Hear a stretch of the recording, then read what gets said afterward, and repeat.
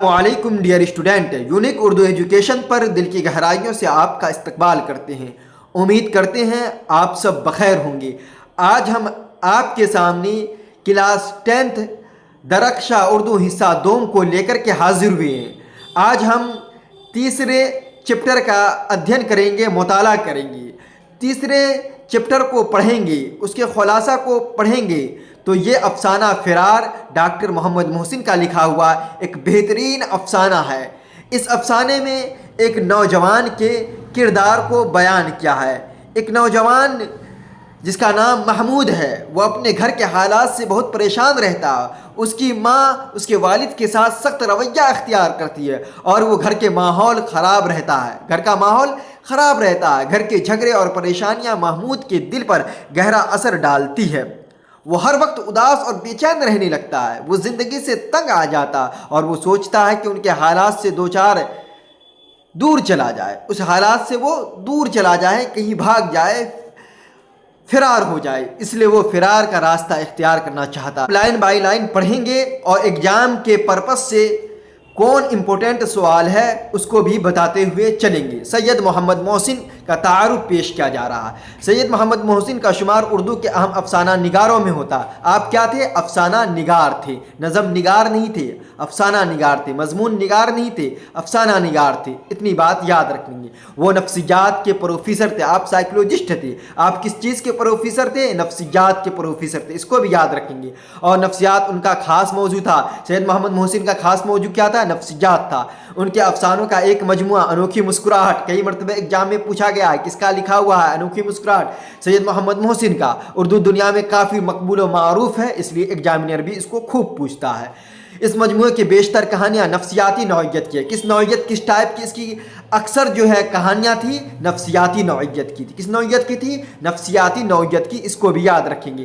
ख़ास तौर पर अनोखी मुस्कुराहट डॉक्टर मोहम्मद मोहसिन की एक ऐसी कहानी है जिसके जिक्र के बगैर उर्दू अफसाने की तारीख शायद मुकम्मल नहीं हो सकती।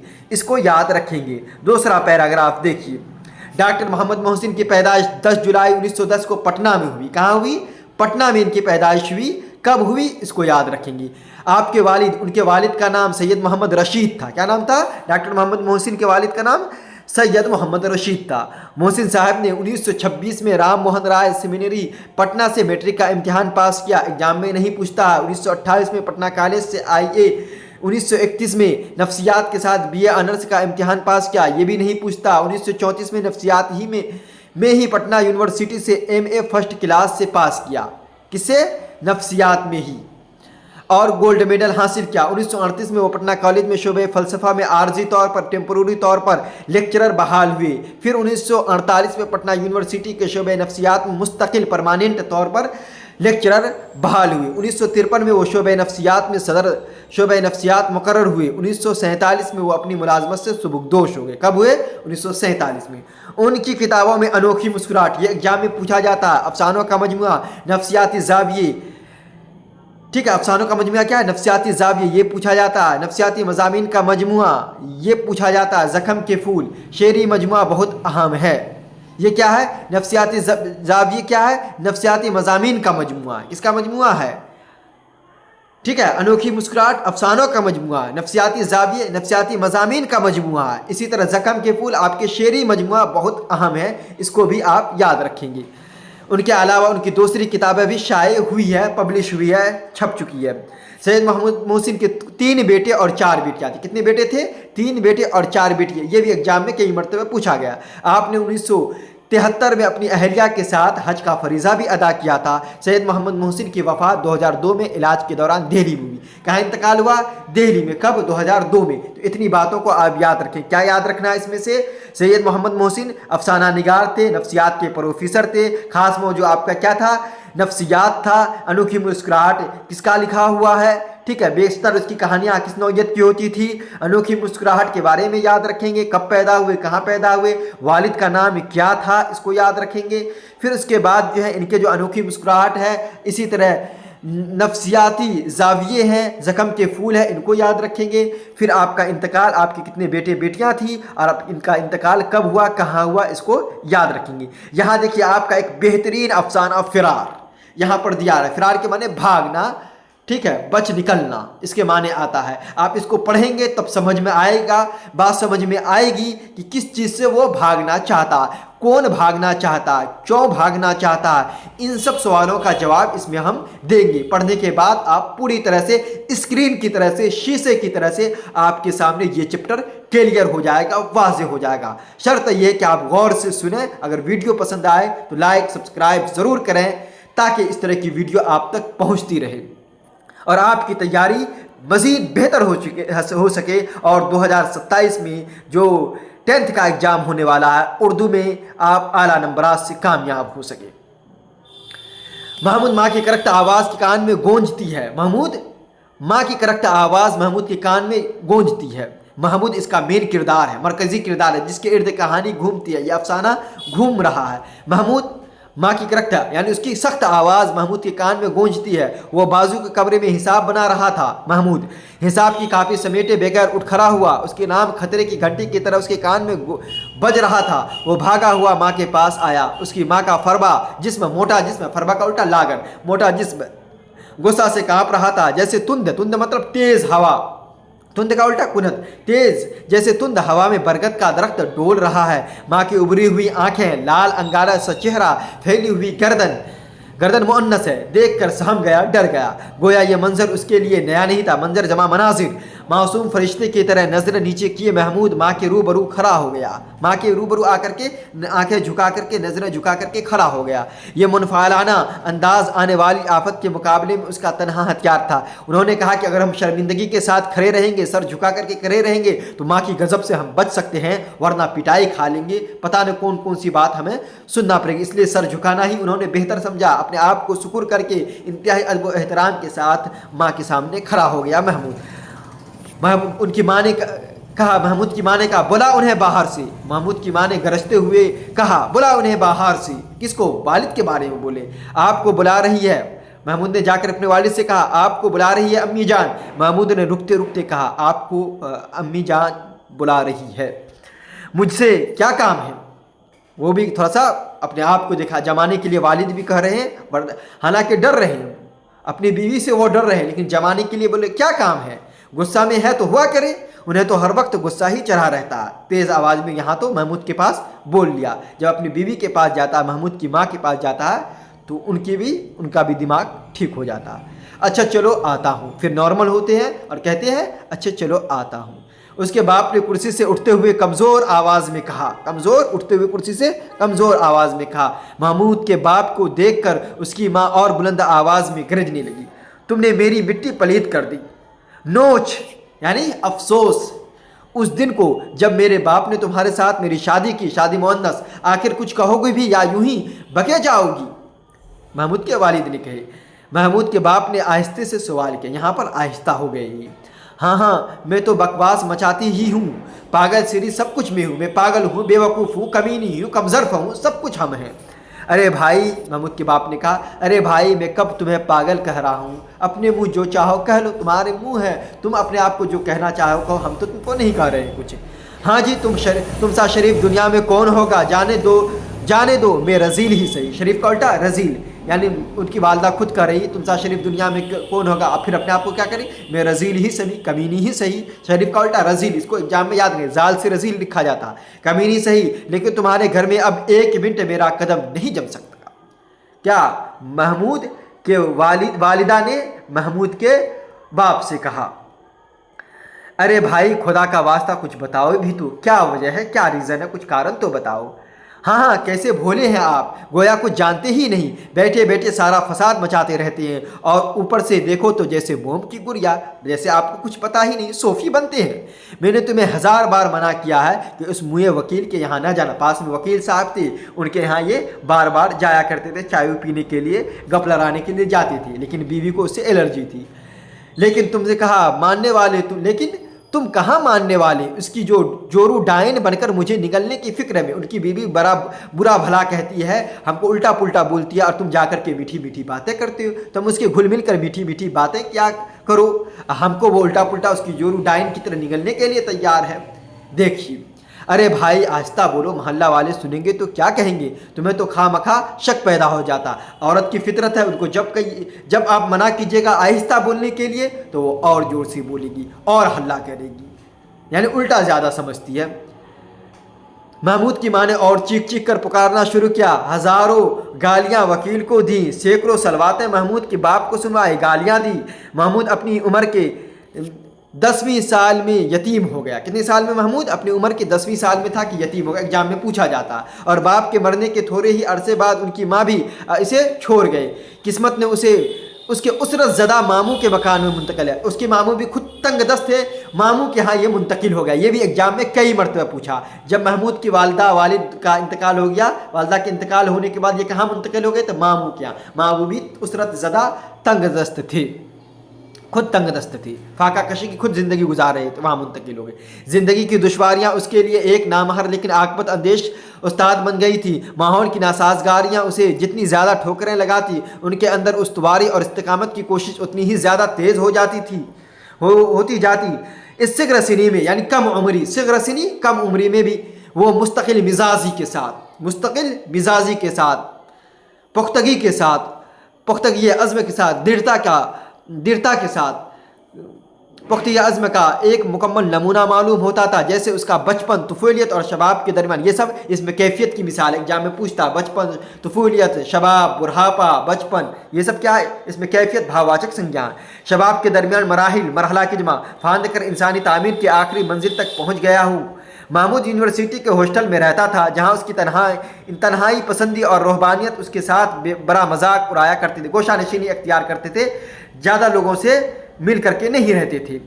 یونیورسٹی کی فضا کو ایجوکیشن، یعنی لڑکے اور لڑکیوں کی یکجا تعلیم کو ایجوکیشن کہتے ہیں، کی وجہ سے گہری رومانی ہو گئی تھی۔ محمود کے ساتھی کمال جادو بیانی اور گرمجوشی کے ساتھ ان فردوسی مناظر کی تصویریں اس کے آگے کھینچتے، منظر کی جمع۔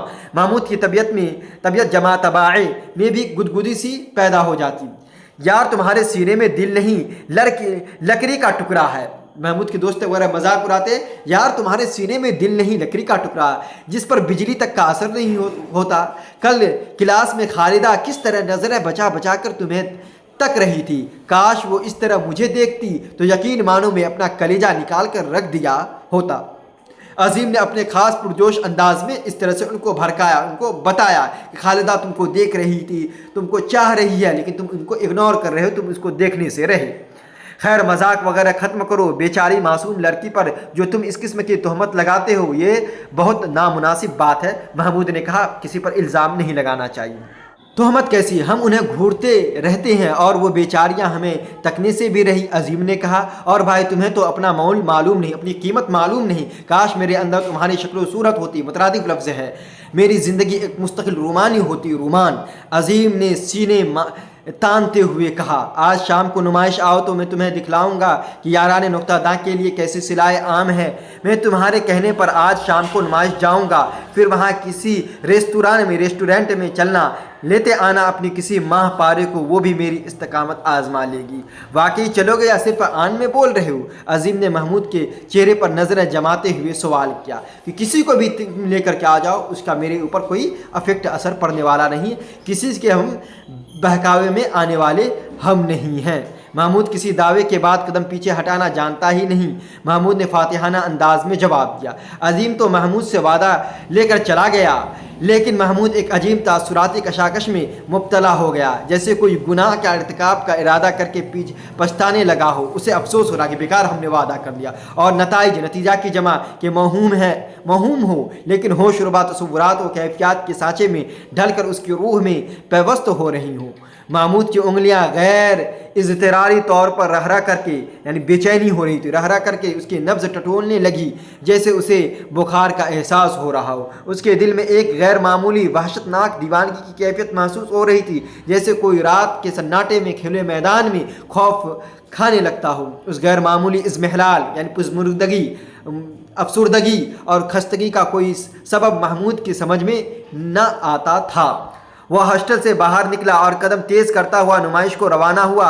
کافی دور پہنچنے کے بعد اسے احساس ہوا کہ وہ غلط راستے پر لگ گیا ہے۔ اسے اپنی اس بھول پر حیرت ہو رہی تھی۔ اس کے پاؤں سرد ہو گئے اور وہ دیر تک اسی جگہ محبوط کھڑا رہا جیسے اس کو سکتہ سا ہو گیا ہو۔ اب نمائش جانا بالکل بے سود ہے، اس نے کہا۔ عظیم انتظار کر کے کہیں اور چلا جا چکا ہوگا۔ وہ اپنے کمرے کی طرف لوٹ آیا اور کرسی پر بیٹھ کر اپنی اس خود فراموشی کا جائزہ لینے لگا۔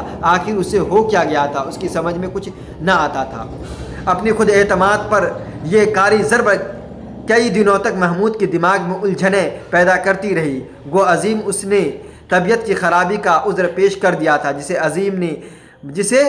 عظیم نے بہانہ سازی کہہ کر ٹال بھی دیا تھا۔ انہوں نے بہانہ بھی لگا دیا تھا کہ ہم نہیں جا پائیں گے، طبیعت خراب ہے، پھر بھی کہا کہ تم بہانہ لگا رہے ہو۔ یونیورسٹی کی تعلیم کے بعد مقابلہ کے امتحان میں شامل ہوا۔ اسے ڈپٹی کلیکٹری مل گئی تھی کس کو؟ محمود کو۔ نسبتاً اس کی تعلیم کے وقت ہی سے اسے آتی تھی، رشتہ داری شادی بیاہ کی بات ان کے لیے آتی تھی۔ اب بڑے بڑے گھرانوں سے پیام آنے لگا کیونکہ ڈپٹی کلیکٹر جو بن گئے تھے۔ ایک دن محمود گھر سے واپس آیا تو گھر کے ویرانی سے اسے کاٹتی ہوئی محسوس ہوئی۔ اسے اپنی زندگی کی حیات کی ایک بے روح نقل نظر آنے لگی۔ گھر کے سناٹے میں دیوار سے لگی ٹک ٹک کرتی ہوئی گھڑی اس کے دماغ پر ٹھوکریں سی مارنے لگی۔ گھڑی کا پنڈولم اسے اپنی ذات کا مرقع معلوم ہونے لگا۔ ویسے ہی ایک طریقہ اور ایک رنگ پر حرکت کرتا ہوا کب تک مشین کی پرزوں کی طرح زندگی گزارتا رہے گا؟ اس نے سوچا اور فیصلہ کیا کہ وہ بہت جلد شادی کر کے زندگی کی کیف معابیوں سے ہمکنار ہوگا، لطف اندوز ہوگا۔ اسی شام کو اس نے اپنی ساری پچھلی نسبتوں پر نئے سرے سے غور کرنا شروع کیا۔ اکثر و بیشتر کے متعلق اسے علم تھا کہ وہاں اب اس کے لیے جگہ خالی نہیں رہی تھی، شادی ان کی ہو چکی تھی۔ باقی ماندہ چند نسبتوں میں اسے ایک ہر اعتبار سے قابل اعتنا معلوم ہوئی۔ صرف لڑکی تعلیم نامکمل تھی، لیکن لڑکی کا سن یعنی عمر زیادہ نہ تھا، سن زیادہ نہ تھا، سن مذکر عمر مؤنث، اس لیے یہ خرابی کو دور کی جا سکتی تھی، اس کو پڑھایا جا سکتا تھا، ایجوکیشن دی جا سکتی تھی۔ محمود نے اسے نسبت کے از سرے نو چھیڑ چھاڑ کرائی، بات پختہ ہو گئی اور عقد بھی جلد ہو گیا، لیکن رخصتی لڑکی کے میٹریکولیشن پاس کرنے تک ملتوی رکھی گئی کہ میٹرک کرنے کے بعد ہی لڑکی کی رخصتی ہوگی۔ امتحان کا نتیجہ زبیدہ، اس کا نام لڑکی کا نام زبیدہ تھا، اس کو یاد رکھیں گے، خاطر خواہ کامیابی کا مژدہ لایا، لڑکی پاس ہو گئی، خوشخبری لے کر کے۔ محمود خوشی سے دیوانہ ہو گیا، اس کے خواب اب حقیقت بننے والے تھے۔ وہ اس خیال کی لذت سے سرشار ہو رہا تھا کہ اب رخصتی ہوگی۔ دوسرے ہی دن سے محمود اپنی شادی کی تیاری میں منہمک لگ گیا۔ اس نے دفتر سے 2.5 ماہ کی مسلسل فرصت لے لی تھی۔ شادی کے اخراجات پر اس کی نے کثیر رقم خرچ کیا۔ شہر کے سارے معززین کو بارات کی شرکت کی دعوت دی، لیکن سسرال میں قدم رکھنے کے بعد اس کے اندر ایک عجیب حیرت انگیز تغیر پیدا ہونے لگا تھا۔